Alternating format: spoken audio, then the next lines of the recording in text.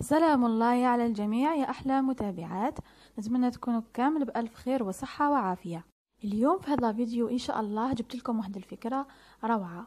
كما تعرفوا هذا القماش تاع الكانيش راهو يتباع وداير ضجة في الأسواق، وتقدروا تخدموا به عدة أشياء. فيه ألوان مختلفة، السعر تاعو 45,000 للمتر دوبل لارج. والفكرة هي أنه هذه الزربية أو الحصيرة العائلات الجزائرية تقريبا متوفرة عندهم هذه الحصيرة كما راكم تشوفوا. راح نغلفها كامل بالقماش تاع الكانيش أو قماش الفرو.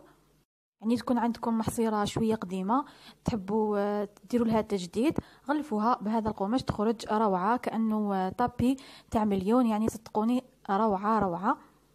انا اخترت اللون الباج وشريت 3 امتار باش غلفتها. وما تنساوش دوبل لارج فيه في العروض تاعو 180 يعني جات اكزاكت حسب الحصيره. راح نحتاجو 3 امتار من هذا القماش اللون اللي حبيته. انا اخترت هذا اللون جاي ذهبي.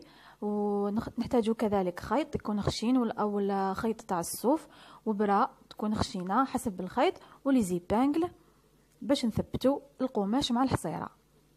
اول حاجه راح نفرشوا القماش فوق الحصيره ونثبتوا بلي زيبانجل كما راكم تشوفوا. لما نثبتوها كامل راح نخيط بالبرا صاير داير على الحصيره. انا صراحه ثبت بلي زيبانجل من بعد زدت حكمتها كامل صاير داير بالبيستولي باش نتاكد. حكمتها مليح ثم عاود خيطها بالبرا والخيط كما راكم تشوفوا. يعني فكرة أكثر من رائعة، خاصة أنه التيسيو هذا خفيف ماهوش ثقيل، وثاني سهل باش تنفضيها ولا تغسليها، سهلة بزاف. وثانيك لما راح يجي عندك ضيف ولا للدار مش راح يعرف بلي هذه حصيرة وراهي مغلفة، يعني تخرج روعة.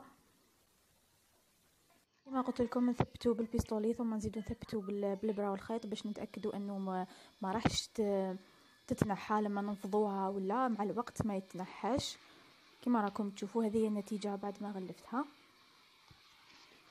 مازال برك هذوك الخطوط كما كان القماش مطبق. وهذه هي خواتاتي الفكره تاع اليوم، ان شاء الله تكون نالت اعجابكم. وما تنساوش ديروها اذا عجبتكم، فكرة بزاف شابة.